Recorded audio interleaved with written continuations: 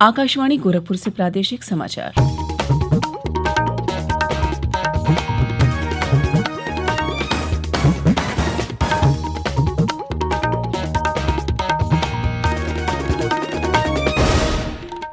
नमस्कार, समाचार बुलेटिन के साथ में शिवानी अरोरा। पहले मुख्य समाचार। प्रधानमंत्री नरेंद्र मोदी ने कोविड-19 की स्थिति पर विचार विमर्श के लिए सर्वदलीय बैठक की अध्यक्षता की। कहा, विश्व कोरोना वायरस से बचाव के प्रभावी और किफायती टीके के लिए देख रहा है भारत की ओर। केंद्र सरकार और किसानों के बीच 5वें दौर की बातचीत आज नई दिल्ली में होगी। प्रदेश में आज से शुरू हो रहे मिशन रोजगार अभियान के बारे में दिशा निर्देश जारी और कोविड-19 से प्रदेश में अब तक 5,20,637 मरीज हुए ठीक। कोरोना से ठीक होने की दर हुई 94.46%। अब समाचार विस्तार से। प्रधानमंत्री नरेंद्र मोदी ने कहा है कि अगले कुछ सप्ताह में भारत के पास कोविड महामारी से बचाव के लिए टीका उपलब्ध हो जाएगा। महामारी के बारे में वर्चुअल सर्वदलीय बैठक में कल श्री मोदी ने कहा कि भारतीय वैज्ञानिकों को पूरा भरोसा है कि अगले कुछ सप्ताह में वे कोरोना महामारी के लिए टीके का विकास कर लेंगे। प्रधानमंत्री ने कहा कि देश में अभी महामारी के 8 संभावित टीकों का विकास परीक्षण के विभिन्न चरणों में है। श्री मोदी ने कहा कि आज सारी दुनिया कोरोना महामारी के किफायती और कारगर टीके की भारत की से उम्मीद कर रही है। भारत के वैज्ञानिक अपनी सफलता को लेकर बहुत ही आश्वस्त हैं। उनका कॉन्फिडेंस लेवल बहुत ही मजबूत है। अभी अन्य देशों की कई वैक्सीनों के नाम बाजार में हम सब सुन रहे हैं, लेकिन फिर भी दुनिया की नजर कम कीमत वाली सबसे सुरक्षित वैक्सीन पर है और इस वजह से स्वाभाविक है पूरी दुनिया की नजर भारत पर भी है। श्री मोदी ने कहा कि वैज्ञानिक समुदाय के सहयोगपूर्ण प्रयासों से भारत निकट भविष्य में बड़े पैमाने पर टीकाकरण के लिए वैकल्पिक टीका बना लेगा। प्रधानमंत्री ने कहा कि अनुसंधान वैज्ञानिकों से टीके को मंजूरी मिल जाने के बाद ही टीकाकरण कार्यक्रम शुरू किया जाएगा। श्री मोदी ने कहा कि देश में बड़े पैमाने पर आम लोगों के टीकाकरण का कार्यक्रम मौजूद है और टीकों के समुचित भंडारण और आपूर्ति के लिए पर्याप्त शीत भंडारण सुविधाओं का विकास किया जा रहा है। उन्होंने बताया कि भारत ने वैक्सीन के लिए एक विशेष सॉफ्टवेयर भी बनाया है। भारत ने एक विशेष सॉफ्टवेयर भी बनाया है, कोविन, जिसमें कोरोना वैक्सीन के लाभार्थी वैक्सीन के उपलब्ध स्टॉक और स्टोरेज से जुड़ी रियल टाइम इंफॉर्मेशन रहेगी। भारत में कोरोना वैक्सीन की रिसर्च से जुड़े दायित्व के लिए विशेष टास्क फोर्स का गठन किया गया था और वैक्सीन से जुड़े अभियान का दायित्व नेशनल एक्सपर्ट ग्रुप को दिया गया है। इसमें टेक्निकल एक्सपर्ट्स हैं, केंद्र सरकार के संबंधित मंत्रालयों और विभागों के अधिकारी हैं, प्रत्येक जोन के हिसाब से राज्य सरकारों के भी प्रतिनिधि हैं। ये नेशनल एक्सपर्ट ग्रुप राज्य सरकारों के साथ मिलकर के काम कर रहा है। श्री मोदी ने कहा कि देश में सबसे पहले स्वास्थ्य कर्मियों और महामारी से निपटने में लगे अग्रिम पंक्ति के योद्धाओं को टीके लगाए जाएंगे। प्रधानमंत्री ने बताया कि टीकाकरण कार्यक्रम की विस्तृत प्राथमिकता सूची राज्यों और केंद्र शासित प्रदेशों के सहयोग से तैयार की जाएगी। उन्होंने कहा कि टीकों का मूल्य राज्य सरकारों के परामर्श से तय किया जाएगा और आमजन के स्वास्थ्य को सर्वोच्च प्राथमिकता दी जाएगी। प्रधानमंत्री ने लोगों के अदम्य साहस और प्रयासों के लिए सभी के प्रति आभार व्यक्त किया। श्री मोदी ने कहा कि भारत ने न सिर्फ अपने नागरिकों की मदद की है बल्कि अन्य राष्ट्रों को भी मदद पहुंचाई है और उन्हें दवाएं उपलब्ध कराई हैं। श्री मोदी ने लोगों से आग्रह किया कि वे कोरोना के खिलाफ अभियान में जन भागीदारी जारी रखें, क्योंकि देश को बहुत जल्द दुनिया के सबसे बड़े टीकाकरण अभियान का संचालन करना है। प्रधानमंत्री ने अधिकारियों से टीकाकरण कार्यक्रम के बारे में आमजन को जानकारी देने को भी कहा। उन्होंने कहा कि इस तरह के व्यापक अभियानों में ही सही जानकारी से अफवाहें फैलने से रोका जा सकेगा। उन्होंने यह भी कहा कि टीका आने तक लोगों को मास्क पहनने, एक दूसरे के संपर्क में आते समय पर्याप्त दूरी बनाए रखने और बार बार हाथ धोते रहने जैसे एहतियाती उपाय जारी रखने चाहिए।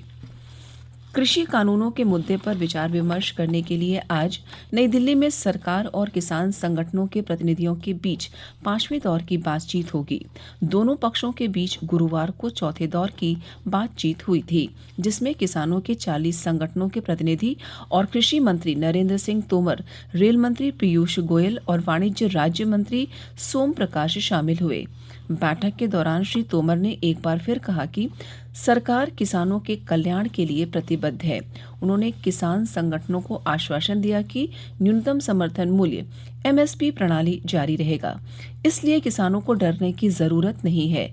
देश भर के किसान नए कृषि कानूनों की प्रशंसा कर रहे हैं। प्रदेश के किसान धर्म विजय ने आकाशवाणी से बातचीत में कहा कि यह आंदोलन राजनीतिक दलों से प्रायोजित है। हमें लगता है उन्होंने बिल नहीं पढ़ा है, किसी राजनीतिक दल के प्रभाव में आके ये एक प्रायोजित आंदोलन लग रहा है, जिसका कोई किसान से लेना देना है नहीं। इतनी बड़ी बड़ी फॉर्च्यूनर, स्कॉर्पियो और एंडेवर जैसी गाड़ी प्रदर्शन में आ रही है, किसानों के पास कहाँ रखे? हम भी मोटरसाइकिल चलते हैं। प्रादेशिक समाचार आप आकाशवाणी गोरखपुर से सुन रहे हैं। प्रदेश में रोजगार और स्वरोजगार के विशेष अवसर पैदा करने के लिए आज से मिशन रोजगार नामक विशेष अभियान शुरू किया जाएगा। इस संबंध में राजस्व परिषद, कृषि उत्पादन आयुक्त, अवस्थापना और औद्योगिक विकास आयुक्त, सभी अपर मुख्य सचिव, प्रमुख सचिव, सभी विभागाध्यक्ष, मंडलायुक्त और जिलाधिकारियों को विस्तृत दिशा निर्देश जारी किए गए हैं। यह जानकारी देते हुए लखनऊ में कल मुख्य सचिव राजेंद्र कुमार तिवारी ने बताया कि इस मिशन रोजगार के अंतर्गत प्रदेश सरकार के विभिन्न विभागों, संगठनों, स्वयंसेवी संस्थाओं, निगमों, परिषदों, बोर्ड तथा राज्य सरकार के विभिन्न स्थानीय निकाय और औद्योगिक विकास प्राधिकरण भी शामिल हैं। उन्होंने बताया कि इस वित्तीय वर्ष की समाप्ति तक 50 लाख युवाओं को रोजगार और स्वरोजगार के लिए सक्षम बनाया जाएगा।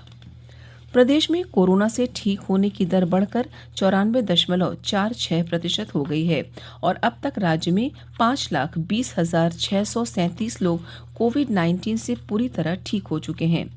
अपर मुख्य सचिव स्वास्थ्य अमित मोहन प्रसाद ने कल लखनऊ में बताया कि दिल्ली में संक्रमण बढ़ने से प्रदेश के सीमावर्ती जनपदों में स्थिति पहले से बेहतर है, लेकिन लोगों को विशेष सावधानी बरतने की आवश्यकता है।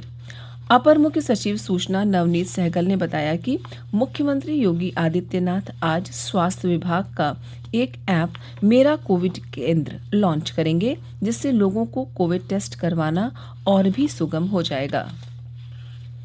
मुख्यमंत्री योगी आदित्यनाथ ने कहा कि नई राष्ट्रीय शिक्षा नीति के जरिए हम सबको मिलकर प्रधानमंत्री नरेंद्र मोदी के विजन के अनुरूप भारत को विश्व गुरु बनाने का सपना साकार करने में योगदान देना है। मुख्यमंत्री श्री योगी ने कल गोरखपुर में महाराणा प्रताप शिक्षा परिषद के 28वें संस्थापक सप्ताह समारोह की अध्यक्षता करते हुए कहा कि 34 वर्ष बाद एक ऐसी शिक्षा नीति आई है जिसमें ज्ञान के सिर्फ सैद्धांतिक पक्ष का ही नहीं बल्कि व्यवहारिकता का भी पूरा ध्यान रखा गया है। श्री योगी ने छात्रों और नौजवानों का आह्वान किया कि वे सकारात्मक सोच के साथ अपने लक्ष्य की ओर आगे बढ़ें।